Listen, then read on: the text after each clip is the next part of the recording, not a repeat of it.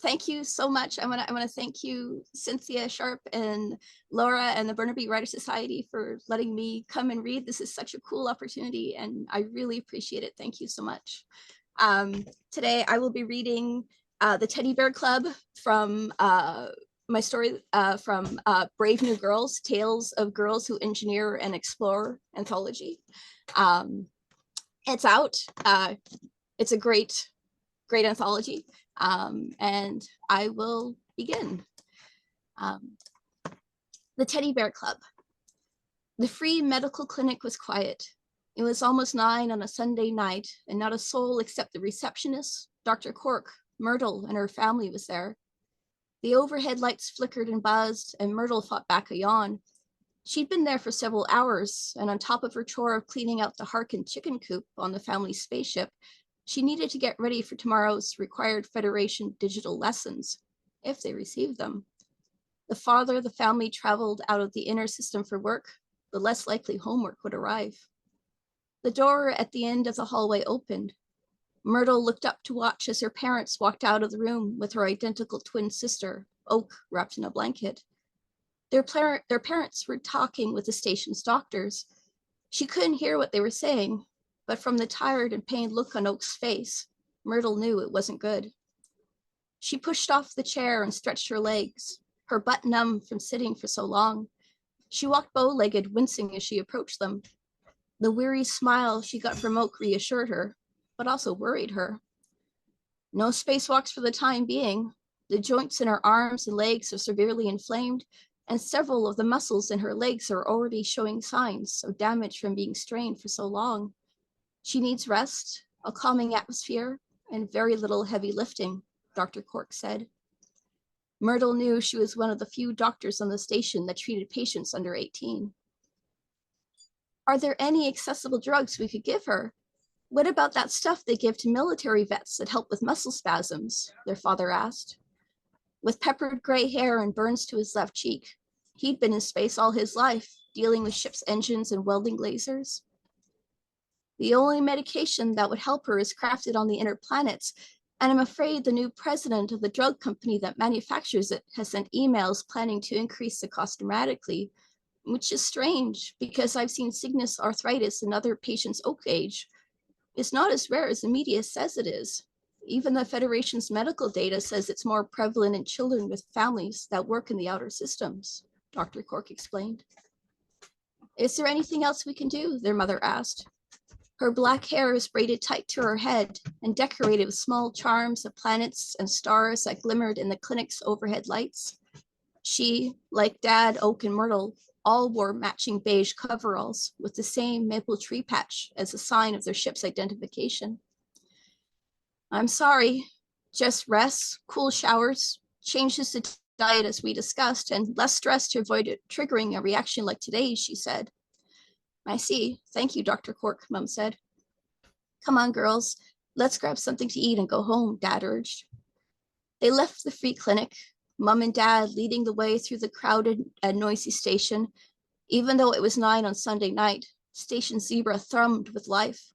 Merchants, hawkers, people of all races, abilities, and kinds wandered the hallway of the station. A great digital clock hung in the middle of the ceiling, with a calendar below detailing station activities and events like virtual hockey and the wacky weird pet show held every week. But Myrtle wasn't interested in that. She was more concerned for her twin, who shuffled beside her, her gaze on the ground and her hand gripping the blanket tight. You okay? She whispered. Oak swallowed and nodded. She gave another weary smile. Tired, but good. You? Tired too, Myrtle said. She took Oak's free hand and rubbed the burning knuckles. Anybody tell you your hot stuff? Not funny, Oak mumbled. It is, sort of. Okay, maybe not. Sorry, Myrtle said. Who wants pizza? We should have pizza, Dad suddenly announced. The doctor said it would be best to have low inflammation foods, Mom said. Low inflammation foods it is. Maybe they have low inflammation pizza. Let's look, Dad winked. Oak didn't smile or respond, but Myrtle answered instead. You know, I think pizza has tomatoes and olive oil and spinach and sardines. You hate sardines, Oak interrupted. I hate all space fish. Bad for the blood, Myrtle chided. But all of it is good for low inflammation, and you like them. What do you think, Oak? Do you want that? Mom asked in a worried voice. Myrtle glanced at Oak, her gaze taking in the dark circles beneath her brown eyes, her flushed, dry skin and chapped lips. They were identical in size and shape, from the curve of their nose to the freckles on their backs, but their health was drastically different. To anybody else, Oak would appear as sick or running a fever, but she looked that way since they were 12. And 4 years later, she still had the same exhausted appearance, even with the various attempted medication and folk cures. Pizza sounds good, Oak said. Tonight we feast. Tomorrow we pay the price, Dad cheered. Alistair, Mum shushed him. Karina, it's good for the girls, he said. We'll try and find some of the fruits the doctor suggested and prepare a week's worth of smoothies, okay? Mum said. Yes, Mum, Oak said. All the sardines will become fish to Empire Pizza, Dad led the way. They arrived at Empire Pizza and found it bustling and busy. The waiters led them to a quieter section of the restaurant, where families with older kids and older adults sat and ate in peace, away from screaming children and groups of teens. Without even looking at the menu, Mom ordered the special health pizza always on offer, a pizza crust made with oat flour and topped with fresh greens, and Dad chimed in for extra sardines. They had settled in to wait when Mom pointed across the room to another table. Is that Mahoy and Cho? She asked. Indeed it is. Girls, we'll be right back. We need to talk business for a few moments, Dad said. We'll be back before the pizza gets here, Mom promised. Okay, Urk and Myrtle said together. Myrtle watched their parents leave and turned to her sister, her voice low. What happened in the office? What did the doctor say? Oak cleared her throat and sipped some water before she spoke. She said the medication I'm on doesn't work anymore. That's why I got like this again. She hugged her hands to her lap. She said the only medication that'll treat me is from the inner planets, but it's too expensive, and the new company president that makes it is charging way more money because the Federation is picking up the bill for those who work with it, she croaked. So basically, he's charging more because the feds are paying the bills? Myrtle asked. Yeah, but because we're not employed by the Federation and Mom and Dad's insurance plan doesn't cover us, they can charge full price, Oak explained. Well, how much is it? Maybe we take on a few more ships to salvage, we could make it. 90,000 credits. Myrtle stared at her sister. Her mind blanked before she coughed and gulped down her water. 90,000 credits a year. A month, Oak said. Sweet space monkeys. Myrtle slumped in her seat, her gaze going to the empty table. We need to catch a platinum asteroid or grab an unclaimed water comet to pay for it and not eat up Mom and Dad's savings, Oak said. And I can't do that. It's not right. It's not right, Myrtle agreed and caught Oak's surprised look. It's not right that some rich jerk is making people suffer just for profit. I'll figure out something. I'll get the money. Don't rob a credit bank. Remember? Susan and Vargas did that to pay for their cousin's surgery, and now they're serving time on a military colony harvesting Kevorkian mushrooms. Don't do anything illegal. It'll be okay. Promise me, Oak said. I won't rob a credit bank. I promise, Myrtle swore. She asked about you. She did. Why? Myrtle frowned. She wanted to know if you were showing signs of Cygnus arthritis because we're identical twins, and we've been exposed to the same environment and diets, Oak explained. Myrtle tilted her head, her lips pursed as she thought over Oak's words. I think I'm okay. My hands and joints don't burn, and the muscles in my arms and legs aren't tight, and I sleep pretty deep and wake up with lots of energy. I'm glad, Oak said. At least one of us can help and work. Hey, you're acting like your life is over, Myrtle scolded. You got offered that scholarship for the Federation's early engineering program. They only take 3 people every 6 years, and you're one of them. You're going to make every station family here proud. I'm not going to take it, Oak confessed. What? Myrtle's eyes widened and her jaw dropped open. She twisted in her seat and grabbed Oak's shoulders. noting the heat radiating from them like a stovetop burner. What do you mean you're not going to take it? You have to. How am I supposed to study and research and work on projects when it takes me a half hour to get out of bed and dressed, and I get so tired I can't think straight, and my body hurts so much I can't even take care of the Harkin chickens? Oak's brown eyes welled with tears. Myrtle tightened her grip on Oak's shoulders and regretted it when her sister grimaced at the pain. She cupped Oak's flushed cheeks instead. We'll figure something out.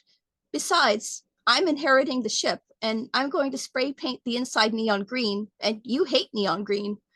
I do, Oak sniffled.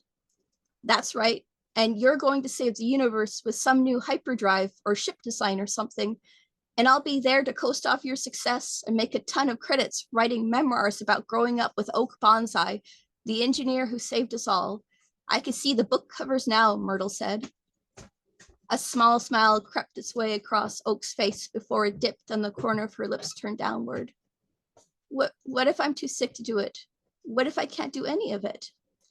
You can, and you will. We'll get the sinus arthritis under control. You've still got a year to recover before Mom and Dad ship you off to the Federation. We'll figure it out. Trust me, Myrtle urged.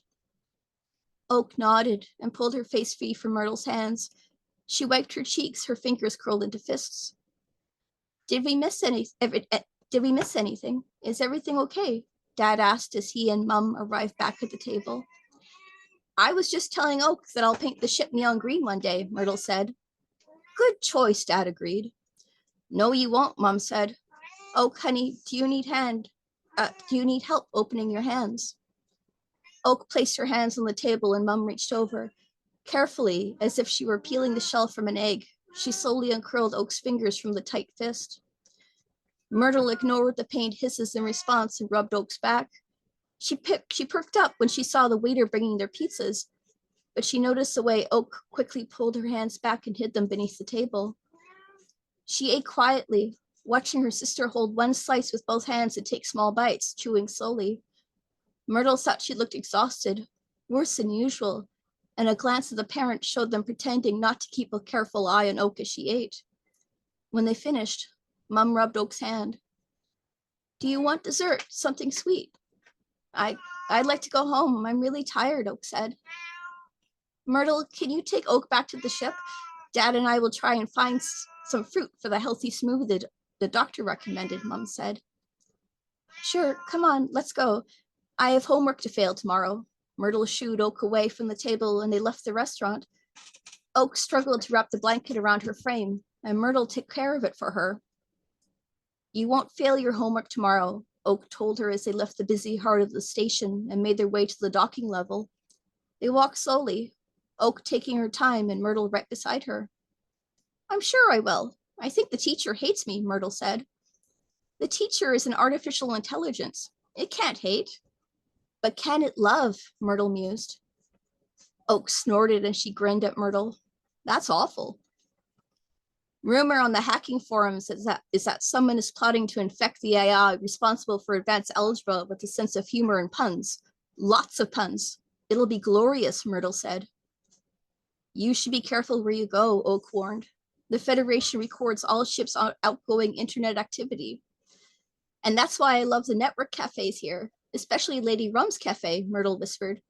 There have been so many hackers and network engineers there over the years.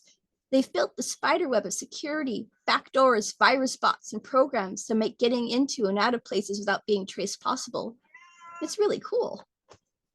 Still, be careful.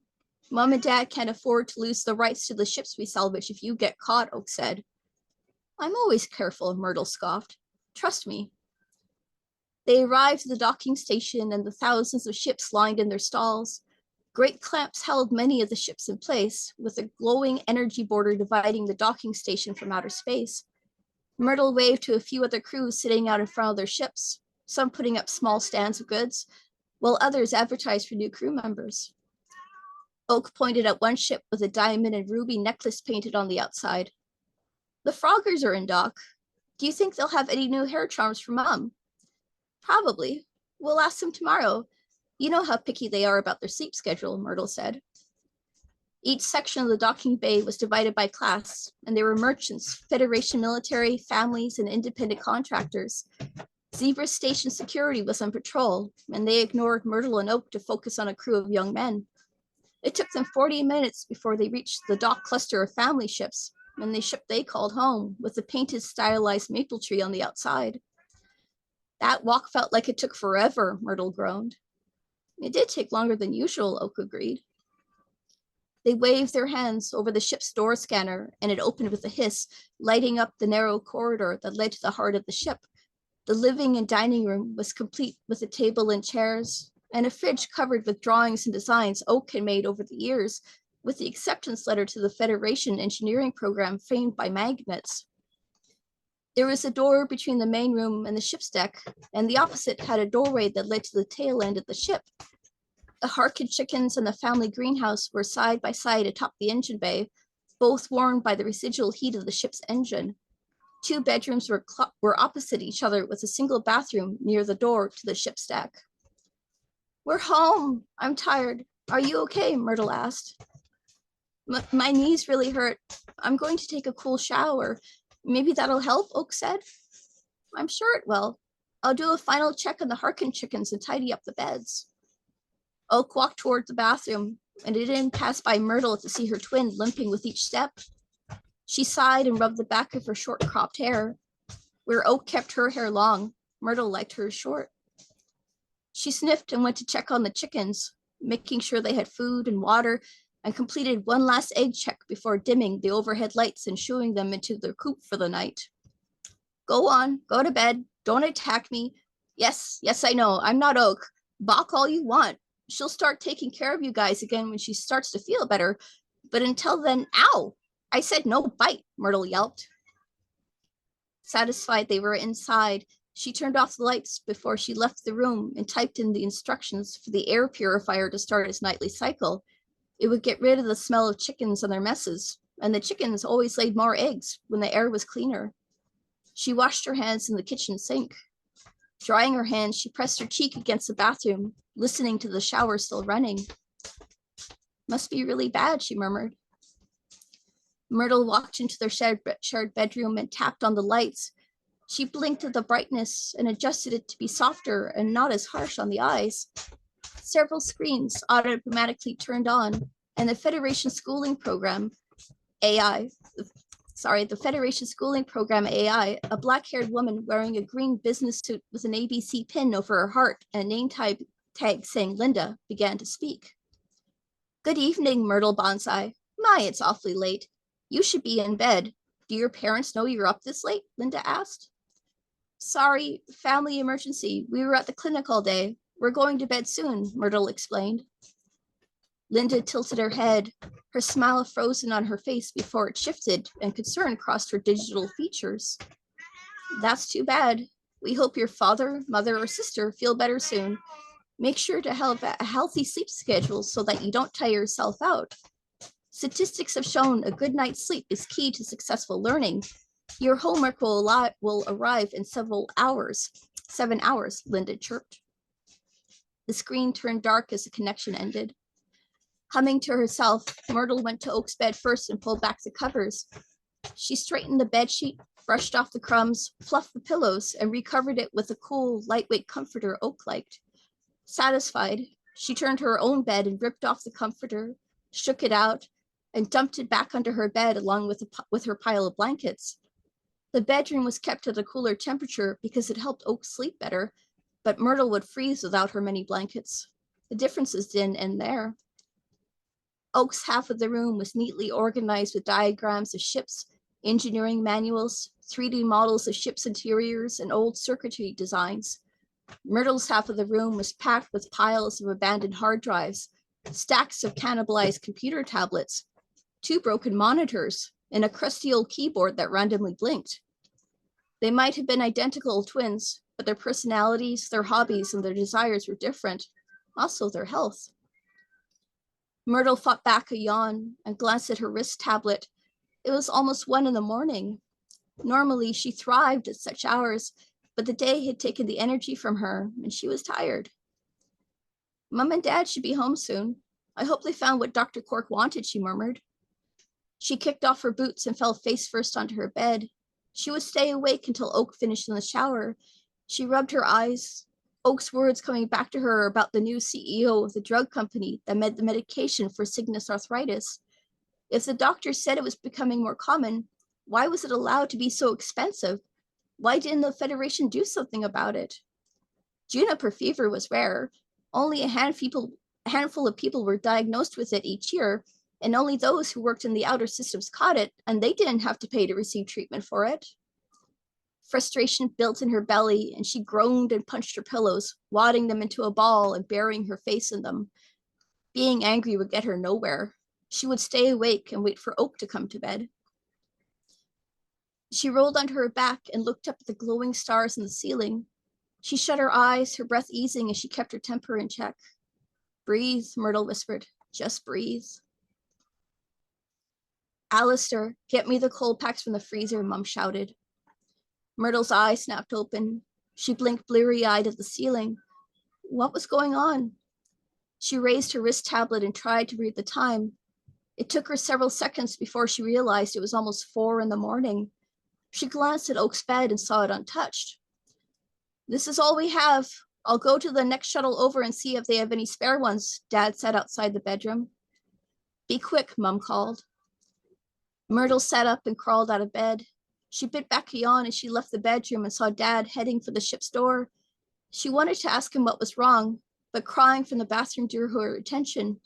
She walked toward the sound, her brows tugging into a frown as she opened the door. Oak lay in a fetal position in the middle of the shower stall with the water on, crying her heart out. Mom was beside her, trying to get her to sit up, and Oak wouldn't move. Mom, it hurts. It hurts so bad. It won't stop burning. Why won't it stop burning? Oak cried. I know, baby. It's okay. Come here, sit up. You need to get off the floor, Mom said. I can't. My knees and shoulders hurt too much. Mom, make it stop. Make it stop, please, Oak wailed. Myrtle watched, her lips parted and tears filling her vision as Mom gave up trying to get Oak off the floor. She lay beside her and hugged her tight, gently rocking Oak back and forth as the cool shower drenched them and the various ice packs that covered Oak's knees and shoulders. Myrtle stepped back, her heart aching in her chest, her lips twisting into a sour grimace.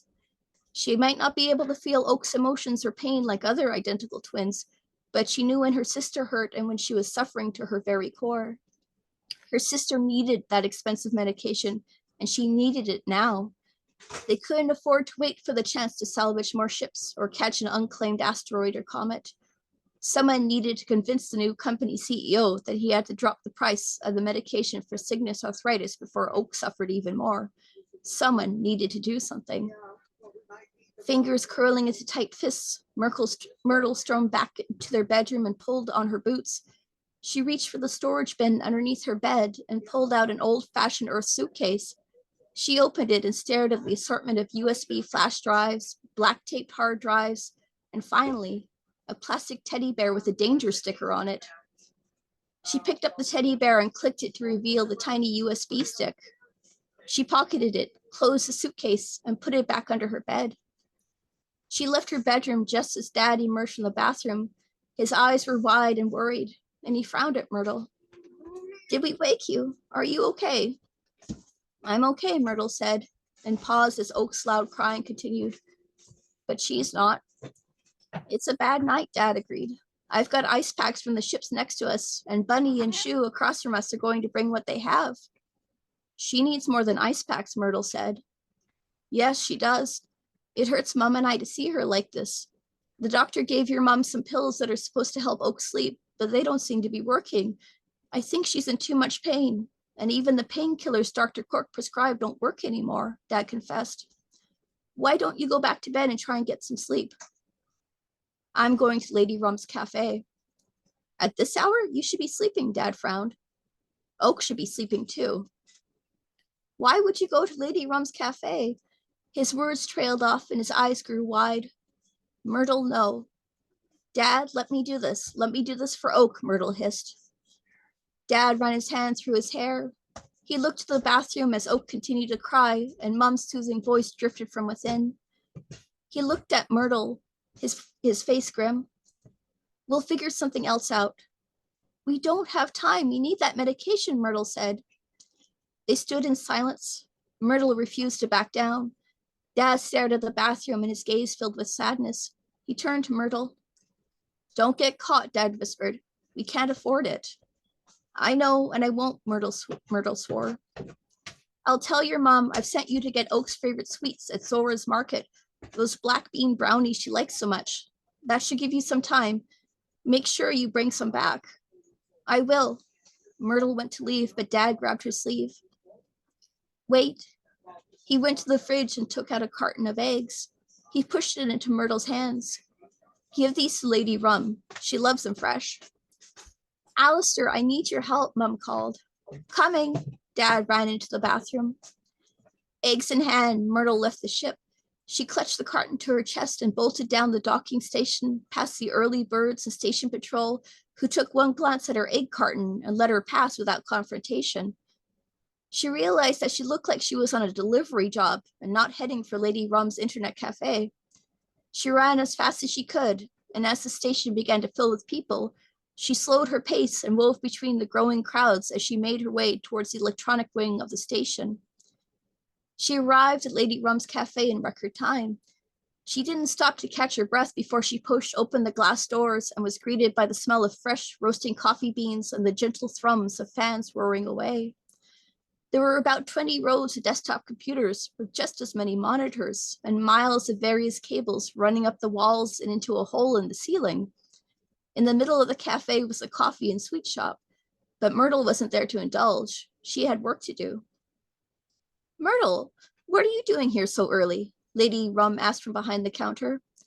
Tall, with a brilliant candy red wig, polka-dotted dress, and flawless makeup, Lady Rum was an icon on Zebra Station, both as a renowned hacker and for her fashion. Myrtle approached the counter and placed a carton of eggs on it. She coughed a few times before she caught her breath and spoke. Can I use the back room? Lady Rum's perfectly plucked brows pulled together. The back room? Honey, as much as I appreciate the eggs, the room is kept closed except for important meetings. Myrtle pulled the toxic teddy bear USB drive from her pocket and placed it on the counter. She kept her hands over it as she spread her fingers to reveal it, but keep it hidden from the station's security cameras. I have an important meeting to attend to. It's about Oak, she whispered. Well, family's what's important in life, isn't it? Lady Rum mused. You know, I've been awake all night and haven't had a chance to eat breakfast, let alone clean up the cafe. I think I'll go make myself some eggs with these beautiful fresh ones you brought me, and then I'll clean up. But I must get into the back room before I officially open. Do you understand? I do. Lady Rum reached behind the counter and returned with an old-fashioned earth key. She placed it on the counter. You have 2 hours. That's all I need, Myrtle swore. Get going, Lady Rum said. Myrtle snatched the key off the desk and bolted for the back room of the cafe. She approached the maintenance closet tucked against the 3 bathroom doors and twisted the handle. It opened and she slipped into the closet and closed the door behind her. It was cramped inside with cleaning supplies, mops, and rags, but there was a framed picture of a cute teddy bear. Myrtle moved the picture frame aside and revealed an old-fashioned earth door lock. She inserted the key and turned it, and the door popped open. She stepped inside and closed the door behind her, hearing it lock from the inside. The back room was wall-to-wall with massive monitors, modified high towers humming with life, and several fans and an installed air conditioner trying to keep the room cool and not boiling hot from the sheer number of computers. There was a wall of USB drives, each one dedicated to a special nefarious program. Where Oak believed in the law, Myrtle wasn't afraid to poke the boundaries. She knew she could cause some real damage. She could steal passwords and usernames, loot bank account information, disrupt supply chains with the press of a key. But that wasn't why she was there, and it didn't sit well with her to do those things either. She sat in the padded chair and plugged her teddy bear USB drive into the main desktop. She watched as several of her own specially designed programs popped up on the various screens, ready for use, along with the teddy bear dancing on a command prompt on the main screen. Hello, friend, the teddy bear spoke in a high-pitched voice. It stood in the middle of the screen, its left eye patched with a button, and its fur looked soft and brown. The time is almost 4 in the morning. What are you planning to do today? Anarchy or peace? Peace, Myrtle typed into the command prompt. Peace is fun, the teddy bear cheered.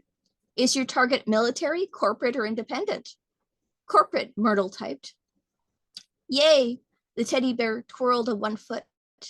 Safety protocols, firewalls, and network identification are now hidden. Are you on a timer?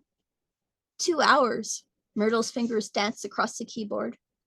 The teddy bear gasped. It held its hands to its mouth. 2 hours it is. Starting countdown. 3, 2, 1, go. The teddy bear shrank and disappeared to the bottom corner of the screen, appearing 3 inches tall and 2 inches wide. It danced in the background as Myrtle got to work. Here we go, she murmured, and started searching for information. It was easy to find the drug that treated sickness arthritis on the pharmaceutical website, and it was even easier to find the name and contact information of the new chief executive officer, Robert Johnson. Myrtle stuck her tongue out at a picture of him. His hair was combed back, and he wore a fake tan with a sleazy grin. Even his picture makes him look like a jerk, Myrtle muttered. The teddy bear waved its arms. Myrtle brought up its command prompt. You look like you're searching for information on someone. Do you need any help acquiring his login password and username? Teddy asked. I think I should be fine, Myrtle typed in response. She watched as Teddy shrank back to the corner of the screen and resumed dancing. Using Robert's contact information, she triggered one of her programs to pretend she was somewhere close to the inner planets he lived on. She tried the simplest method of logging into the company website with his credentials and triggered her password bot to get to work. She expected it to take 10, maybe 15 minutes, but less than 1 minute later, she was logged into his company's account and able to access his email. And that is why you upgrade your passwords, Myrtle hummed. She flicked through his emails, quickly reading the responses and concerns about raising the cost of medication to treat sickness arthritis. The Federation wasn't happy with the price increase, while people in the company were pleased with the increase in proposed profits. Several arthritis charities sent emails expressing their concerns, and it made Myrtle happy and sad to know that Oak wasn't the only person suffering from the price increase. We're not alone, but we shouldn't be either, she whispered. And I will end it there. And you can find the rest of this story in Brave New Girls, Tales of Girls Who Engineer and Explore. Thank you.